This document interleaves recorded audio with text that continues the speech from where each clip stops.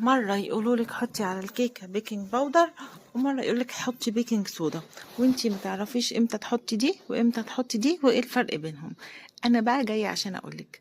بصي يا ستي، البيكنج باودر هو اللي بيتحط على الكيك. ليه بقى؟ لان البيكنج باودر عبارة عن بيكنج صودا اللي هي مركب قلوي، ومعاه مركب تاني حمضي. المركب القلوي مع المركب الحمضي لما بيتفاعلوا مع بعض في الكيك بينتج عنهم غاز ثاني اكسيد الكربون. ده الغاز ده هو اللي بيخلي الكيكة هشة وفيها مسام.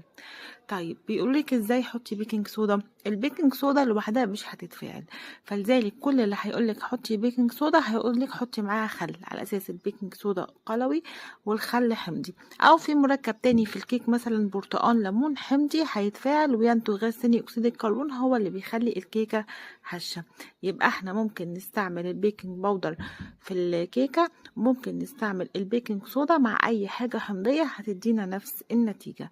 لو عندك اي سؤال في سلامة الغذاء اكتبي لي في التعليقات وهعمل لك بوست مخصوص.